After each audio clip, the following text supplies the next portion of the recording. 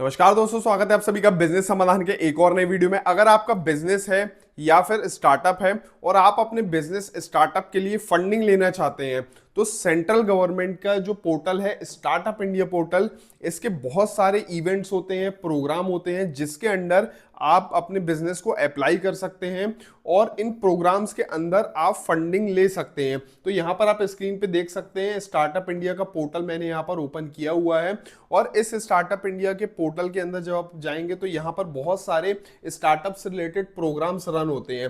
तो इन स्टार्टअप से रिलेटेड जो भी प्रोग्राम्स होते हैं वहां पे बहुत सारे इवेंट्स चलते रहते हैं जिसके अंडर आपको अप्लाई करना पड़ता है। ये फंडिंग से रिलेटेड प्रोग्राम्स होते हैं, इनके अंदर आपको फंडिंग्स प्रोवाइड की जाती है अलग अलग कैटेगरीज में। तो जिस भी कैटेगरी सेक्टर इंडस्ट्री का आपका बिजनेस है आप उसमें अप्लाई कर सकते हैं और यहाँ पर फंडिंग ले सकते हैं। लेकिन इस स्कीम के अंदर जब आप अप्लाई करेंगे तो उसके लिए सबसे पहले आपको रिक्वायरमेंट होता है डीपीआईआईटी का सर्टिफिकेट। तो स्क्रीन पर आप देख सकते हैं ये है सैंपल सर्टिफिकेट डीपीआईआईटी का।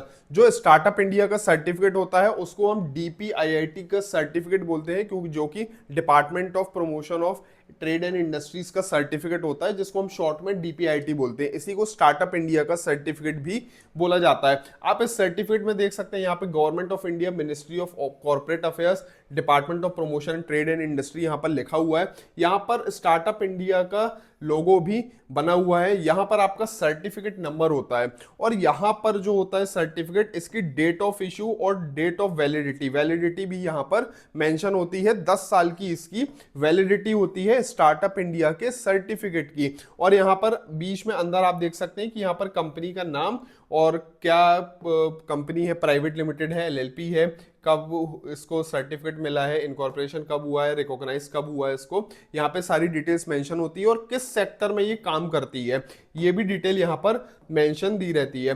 तो यहाँ पर इस तरीके का ये स्टार्टअप इंडिया का सर्टिफिकेट होता है। तो आपको ये सर्टिफिकेट को पहले लेना होगा अगर आप अपने बिजनेस को एज अ स्टार्टअप रन करना चाहते हैं, स्टार्टअप के बेनिफिट्स लेना चाहते हैं, अपने स्टार्टअप के लिए फंडिंग लेना चाहते हैं। तो इस सर्टिफिकेट के लिए पहले आपको अप्लाई करना पड़ेगा और ये सर्टिफिकेट आपको लेना पड़ेगा। तो आज इस वीडियो में हम इसी स्टार्टअप इंडिया सर्टिफिकेट के बारे में आपको बताने वाले हैं कि इसका क्या प्रोसेस होता है, कैसे आप इसको अप्लाई कर सकते हैं, कौन इसके लिए एलिजिबल होगा। सबसे पहले हम समझते हैं कि अभी तक जो डीपीआईटी है उसके अंदर कितने स्टार्टअप रिकॉग्नाइज्ड है। तो यहाँ पर डीपीआईटी का रिकॉग्नाइज्ड स्टार्टअप का नंबर यहाँ पर शो हो रहा है जो कि बता रहा है कि 2016 में 500 स्टार्टअप डीपीआईटी रिकॉग्नाइज थे। इसका मतलब डीपीआईटी के अंदर रजिस्टर्ड थे और 15 जनवरी 2025 को 1,59,000 स्टार्टअप्स हैं जो डीपीआईटी के अंदर ऑलरेडी रजिस्टर्ड है। तो आपने अभी तक अगर अपने बिजनेस को, स्टार्टअप को रजिस्टर नहीं किया और बेनिफिट नहीं लिया है तो आज ही स्टार्टअप इंडिया के अंडर रजिस्टर करिए। इससे रिलेटेड अगर आप हेल्प चाहते हैं हमारी टीम की, रजिस्टर करना चाहते हैं स्टार्टअप इंडिया में, तो नीचे डिस्क्रिप्शन में लिंक है, आप उस लिंक पे जाकर क्लिक करके डिटेल्स को फिल करके हमारी टीम से कनेक्ट हो सकते हैं। हमारी टीम आपकी हेल्प करेगी स्टार्टअप इंडिया में आपके रजिस्ट्रेशन के लिए। उसके बाद अगर मैं बात करूं अक्टूबर 2031 अक्टूबर 2024 में 73,000 रिकॉग्नाइज स्टार्टअप थे जिसमें एटलीस्ट 1 वुमेन डायरेक्टर, जिसमें एटलीस्ट कम से कम एक महिला डायरेक्टर है उसमें। 2016 से अक्टूबर 31 2024 तक यहाँ पर 16 लाख जॉब्स क्रिएट की हैं इन स्टार्टअप्स ने जो कि स्टार्टअप इंडिया पोर्टल पे रजिस्टर्ड है। और यहाँ पे आप देख सकते हैं कि काफ़ी अच्छी ग्रोथ है यहाँ पर स्टार्टअप्स की पिछले अराउंड 10 साल में, 10-11 साल में। और 9 ईयर्स ऑफ स्टार्टअप इंडिया की जर्नी भी काफ़ी ज़्यादा अच्छी है।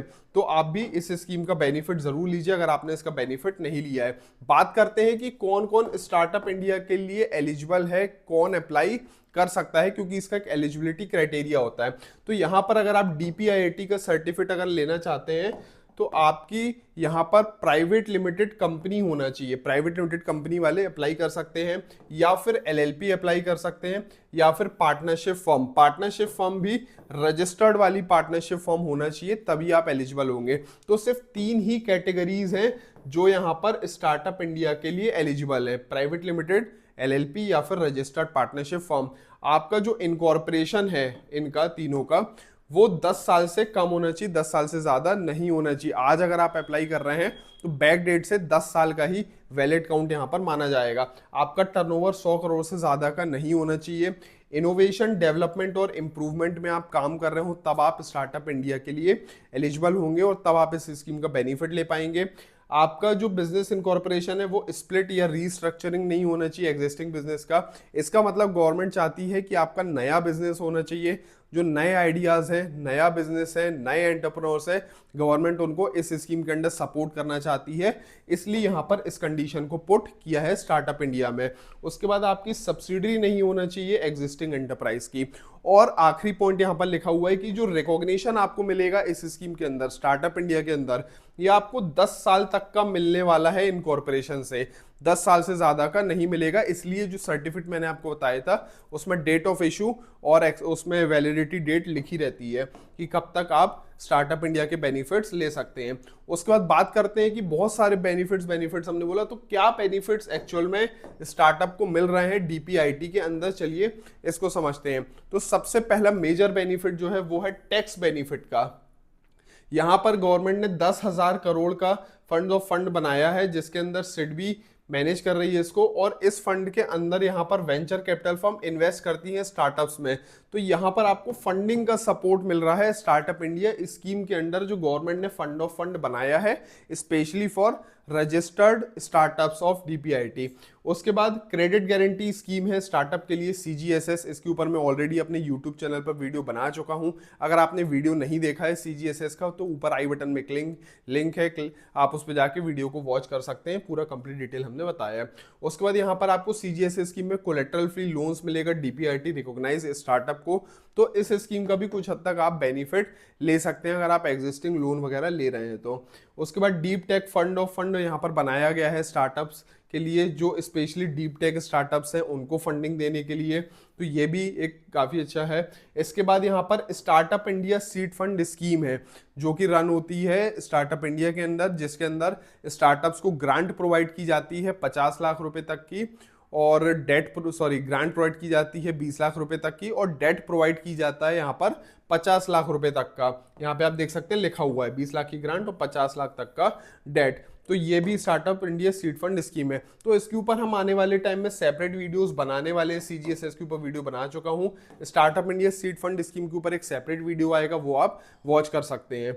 उसके बाद यहाँ पर ये हुआ फाइनेंशियल सपोर्ट गवर्नमेंट क्या प्रोवाइड कर रही है। इसके बाद गवर्नमेंट सपोर्ट और प्रोक्योरमेंट बेनिफिट्स क्या है। यहाँ पर गवर्नमेंट टेंडर में आपको ईजी एक्सेस मिलेगा अगर आप एक स्टार्टअप है, तो जो भी टेंडर निकलते हैं उनमें कई बार होता है कि स्टार्टअप्स के लिए कुछ सर्टेन कंडीशंस का एग्जेम्पशन होता है, प्रोक्योरमेंट नॉर्म्स जो होते हैं उसमें टर्नओवर का रिलैक्सेशन होता है, ईएमडी का एग्जेम्पशन होता है। तो ये कुछ बेनिफिट्स होते हैं जो कि गवर्नमेंट प्रोक्योरमेंट, मतलब जो आप गवर्नमेंट सप्लाई करते हैं, तो वहां पर अगर आप एक स्टार्टअप है तो आपको वहां पर बेनिफिट मिल सकता है। टेंडर में आपको इजी प्रोक्योरमेंट एक्सपीरियंस की रिक्वायरमेंट नहीं रहेगी, आप टेंडर के लिए जो आपको ईएमडी जमा करनी पड़ती है उसका एग्जेम्पशन आपको रहेगा, आपको ईएमडी जमा नहीं करना पड़ेगी। तो ये आपको बेनिफिट्स मिलने वाले हैं। इसके बाद अगर मैं बात करूं, यहां पर कुछ हमें कंप्लाइंस के बेनिफिट भी मिलते हैं। अगर आपका एक नॉर्मल बिजनेस है तो आपको बहुत सारे कंप्लाइंस करना पड़ते हैं लॉस के, कानून के। तो यहाँ पर आपको, अगर आप एक डीपीआईटी रिकॉग्नाइज स्टार्टअप है तो आपको बहुत सारे लेबर लॉस का सेल्फ सर्टिफिकेशन बेसिस में आपकी फुलफिलमेंट हो जाएगी, आपको अलग से कुछ नहीं करना पड़ेगा। फास्टर एग्जिट प्रोसेस रहेगा। इसका मतलब अगर आप अपने बिजनेस को बंद करना चाहते हैं तो आईबीसी, जो इंसॉल्वेंसी एंड बैंकरप्सी कोड 2016 है, उसके अंदर यहाँ पर फास्ट एग्जिट प्रोसेस आपको बताया गया है, जिसके अंदर आप 90 डेज के अंदर ही आप अपने बिजनेस को क्लोज कर सकते हैं। तो ये भी एक बहुत अच्छा बेनिफिट गवर्नमेंट ने यहाँ पर दिया है, क्योंकि इस पे बहुत ज़्यादा दिक्कतें आती थी पहले, लेकिन अब स्टार्टअप इंडिया के अंदर इसको ले आए हैं तो ये काफ़ी अच्छा बेनिफिट होने वाला है। इसके बाद इंटेलेक्चुअल प्रॉपर्टी राइट्स की अगर मैं बात करूं तो यहाँ पर 80% फीस रिडक्शन है पेटेंट्स की। पेटेंट्स हम जब अप्लाई करते हैं अपने बिजनेस के लिए, किसी भी चीज़ को सिक्योर कराते हैं, तो वहां पर पेटेंट की फीस हमें लगती है, जो कि थोड़ा सा एक्सपेंसिव रहता है, क्योंकि पेटेंट एक कॉम्प्लेक्स प्रोसेस है, तो वहां पे फीस वगैरह भी ज्यादा रहती है। तो यहाँ पर 80% फीस रिडक्शन गवर्नमेंट की तरफ से मिल रहा है अगर आप एक स्टार्टअप है। Fast track patent examination, patent का एक एग्जामिनेशन होता है, एग्जामिनेशन की रिपोर्ट होती है, वो एग्जामिनेशन भी फास्ट ट्रैक प्रोसेस में जाएगा अगर आप एक स्टार्टअप है प्रायोरिटी बेसिस पे। उसके बाद गवर्नमेंट ने एक पैनल बनाया हुआ है जिसके अंदर स्टार्टअप्स को लीगल असिस्टेंस भी प्रोवाइड किया जाता है। आईपीआर प्रोटेक्शंस के लिए गवर्नमेंट अपनी तरफ से प्रोवाइड कर रही है। तो स्टार्टअप क्या कर सकते हैं, फ्री लीगल कंसल्टेशंस ले सकते हैं आईपीआर इंटेलेक्चुअल प्रॉपर्टीज इश्यूज के ऊपर, अगर उनको कुछ इश्यूज हैं तो ये बेनिफिट प्रोवाइड किए जा रहे हैं।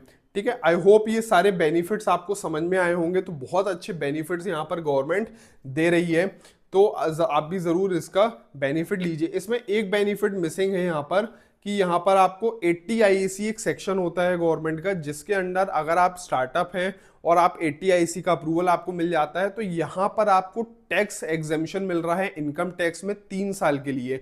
तो वो भी बहुत बड़ा बेनिफिट है। सबसे बड़ा मेजर बेनिफिट वही है जो स्टार्टअप इंडिया के अंदर आपको मिल रहा है। अब बात करते हैं यहाँ पर कौन कौन से डॉक्यूमेंट्स आपको लगेंगे अगर आप स्टार्टअप इंडिया में रजिस्टर कराना चाहते हैं। तो उसके बाद यहाँ पर आपको सर्टिफिकेट ऑफ इनकॉर्पोरेशन लगेगा रजिस्ट्रेशन के लिए, पैन कार्ड लगेगा, ब्रीफ डिस्क्रिप्शन लगेगा of innovation in the startup, आपका क्या इनोवेशन है, डायरेक्टर और पार्टनर की डिटेल लगेंगी, Aadhaar card, PAN card, mail ID, mobile number, personal जो भी डिटेल्स हैं, बिजनेस की सारी डिटेल आपको लगेंगी, बिजनेस का एड्रेस वगैरह।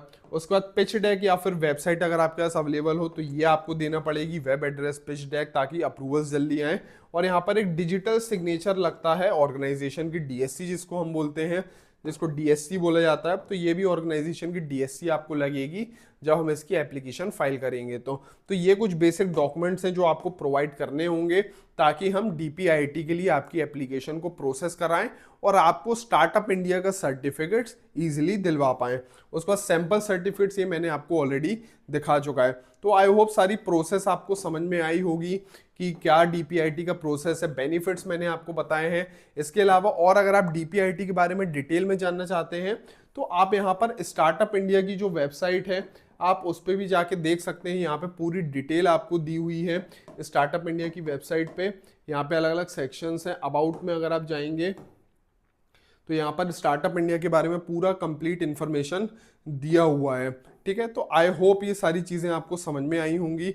वीडियो अगर अच्छा लगा हो तो लाइक ज़रूर कर दीजिएगा। स्टार्टअप इंडिया के अगर आप अप्लाई करना चाहते हैं तो लिंक नीचे डिस्क्रिप्शन पे है, आप उस पर जाके हमारी टीम से कनेक्ट हो सकते हैं। हमारी टीम आपकी पूरी हेल्प करेगी स्टार्टअप इंडिया का सर्टिफिकेट आपको दिलवाने के लिए। तो वीडियो अगर अच्छा लगा तो और भी लोग तक शेयर करिए। मिलते हैं नेक्स्ट वीडियो में, तब तक के लिए गुड बाय।